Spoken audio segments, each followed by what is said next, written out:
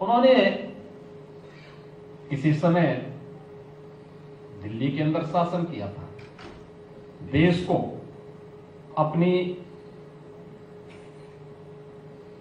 क्रूरता से एक भय के माहौल में बदलने का कार्य किया। लेकिन एक समय ऐसा भी आया जब उन्होंने भारत की संस्कृति पर हमला किया। परिणाम हम सबके सामने है। अलग विषय है, समय के अनुरूप चीजें बदलती गई, वे वापस आती गई। लेकिन महत्वपूर्ण है, जिसकी ओर अभी लोकसभा की पूर्व माननीय स्पीकर ने हम सबका ध्यान आकर्षित किया। हमले होंगे, और ऐसा नहीं कि पहली बार हो रहा है। देवासुर संग्राम इसी बात को लेकर था, धर्म और धर्म के बीच ही था, सत्य और असत्य के बीच में ही था, न्याय और अन्याय के बीच में हमेशा हुआ है। आप चले जाइए देवासुर संग्राम में, चले जाइए राम रावण के युद्ध में, आप चले जाइए महाभारत में, आप आ जाइए। ये लगातार हर कालखंड में, हर युग में ये हुआ है। अच्छे लोग भी होंगे, बुरे भी होंगे,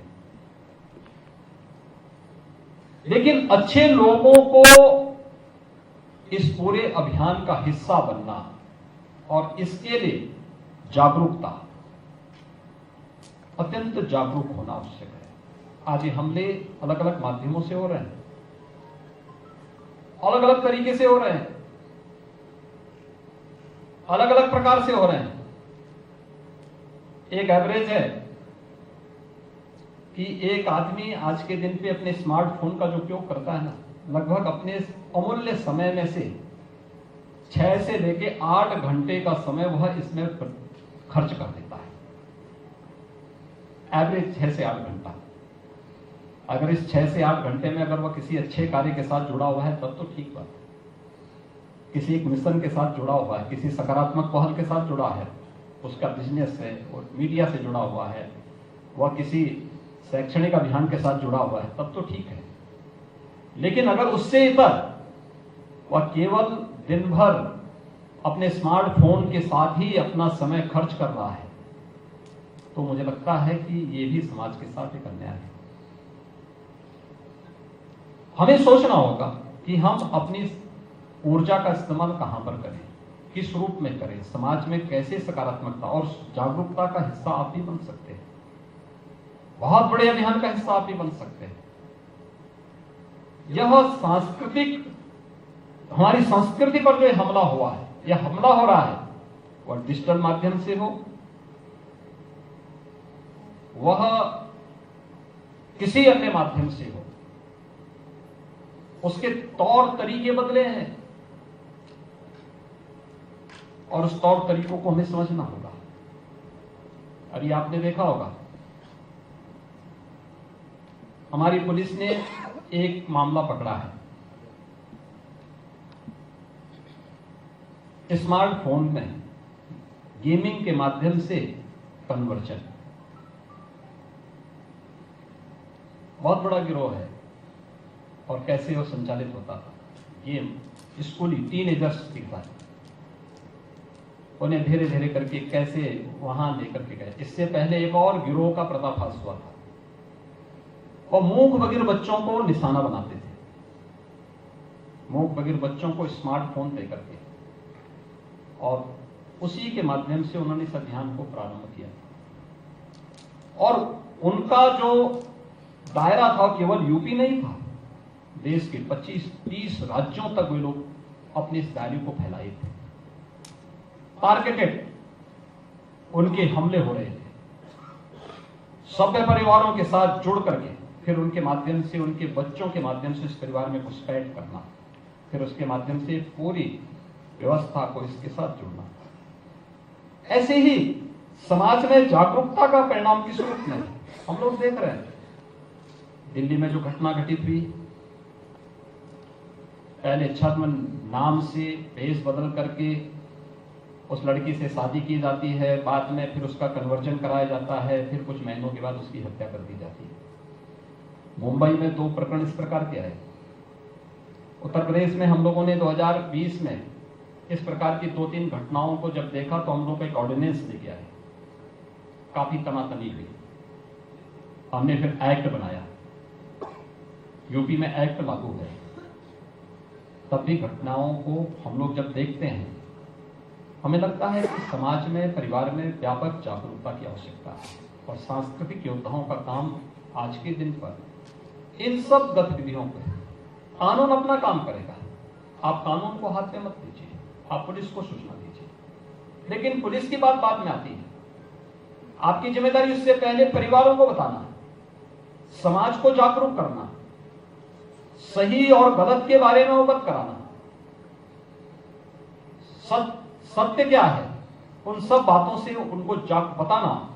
अगर हम जागरूकता के इस बड़े कार्यक्रम के साथ चलते हैं, बहुत बड़ी समस्या का समाधान हमारे सामने अपने आप होती हुई दिखाई देगी। लोगों को एक सकारात्मक मार्ग पर आगे बढ़ने के लिए प्रेरित करना पड़ेगा, और सकारात्मक मार्ग वही होगा जो बाद में, जब हम इसमें कानून को अपने हाथ में लेते हैं, तो याद करना, एक प्रकार से हम अपने हाथ में कानून को लेकर के उन लोगों की मदद कर देते हैं, क्योंकि उनके लिए बचाव का एक रास्ता खुल जाता है। कार्रवाई कानून को करने दीजिए, पुलिस को करने दीजिए, प्रशासन को अपने तरीके से उनसे निपटने दीजिए। हम समाज की जिम्मेदारी अपने ऊपर लें, हम समाज को समझाएं क्या रास्ते इसके निकल सकते हैं, कैसे ये सब घटनाएं घटित हो रही हैं, कैसे समाज का एक बड़ा तबका इस विकृति की ओर जाकर के पेड़ बनने के पहले ही वह सूख करके अपनी नियति को नष्ट करने की ओर कैसे अग्रसर हुआ है। यह हम सब के लिए एक बड़ी चुनौती है, और इस दिशा में हम सबको मिलकर के कार्य करना होगा। अलग अलग इसके पक्ष हैं, अलग अलग उसमें आप जाएंगे, देखेंगे तो इसके बहुत सारी चीजें आपको समाज के अंदर देखने को मिलेंगी। और इसीलिए प्रधानमंत्री जी ने जब आजादी के अमृत महोत्सव के मुख्य महोत्सव को संबोधित करते हुए देश के नागरिकों को कहा था कि 1947 में भारत जब देश की आजादी का शताब्दी महोत्सव मना रहा होगा, तब हमें कैसा भारत चाहिए, उस समय भारत कैसा होना चाहिए। अगर एक समर्थ और शक्तिशाली भारत हमें चाहिए, एक विकसित भारत हमें चाहिए, तो पंचप्रण की बात उन्होंने कही थी। इस पंचप्रण में गुलामी के अंशों को सर्वथा समाप्त करना, गुलामी के अंश किसी भी रूप में हो जो मैं मानसिक दास्ता की ओर अग्रसर कर रहे हो, जिसके कारण हमारी संस्कृति पर प्रत्यक्ष और अप्रत्यक्ष रूप से हमले हो रहे हो, उससे पूरी तरह से अपने आप को अलग करना। उससे किसी भी प्रकार का कोई संबंध हमारे पास हमारा न होना। हम विरासत, अपनी विरासत का सम्मान कर सके। हमें समझना होगा हमारी जो परंपराएं हैं, हमारी जो एक लंबा इतिहास है, ये हमारी गौरवशाली अतीत का हिस्सा है। उस पर गौरव की अनुभूति करते हुए आगे बढ़ना। हम तकनीक का उपयोग करें, लेकिन तकनीक का दास न बने। तकनीक का हम अपने अनुसार संचालन करेंगे, हम तकनीक के अनुसार नहीं चलने लग जाएंगे, और इसके अनुरूप हमें अपने आप को तैयार करना होगा। समाज में सभी लोगों को एक समानता के साथ आगे बढ़ने का अवसर देना। हर व्यक्ति को अपनी योग्यता, अपनी क्षमता के अनुरूप आगे बढ़ने का अवसर तो मिले, लेकिन साथ साथ नागरिक कर्तव्यों के प्रति भी हम लोगों को जागरूक कर सके। हमारे नागरिक कर्तव्य क्या होने चाहिए, समाज के प्रति मेरा दायित्व क्या है, राष्ट्र के प्रति क्या है। और सबसे पहले इसकी शुरुआत मैं अपने घर से प्रारंभ करूं, अपने गांव से, अपने मोहल्ले से प्रारंभ करो, और फिर इस प्रक्रिया को आगे बढ़ा करके जब हम कार्य करेंगे, कोई कारण नहीं 1947 आते आते भारत दुनिया की एक विकसित महाशक्ति के रूप में स्थापित न हो जाए। 140 करोड़ लोगों को इस संकल्प के साथ जुड़ना होगा।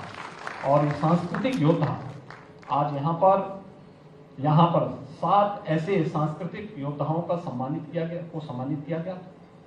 आने वाले समय में आप भी इस अभियान के हिस्से बने, इस विश्वास के साथ मैं उदय माहूरकर जी को, जिनके बारे में ये कहा जाता है कि केंद्रीय सूचना आयुक्त के रूप में आरटीआई से जुड़े हुए सर्वाधिक मामलों का उन्होंने एक दिन में निस्तारण करने का और अपने पूरे कार्यकाल के दौरान भी बहुत अच्छी मेरिट के आधार पर उनके निस्तारण करने का उनके नाम पे रिकॉर्ड है। इस अवसर पर मैं हृदय से धन्यवाद देता हूं और विश्वास करता हूं कि यह अभियान निरंतरता को प्राप्त करें। आप सबके प्रति मेरी शुभकामनाएं।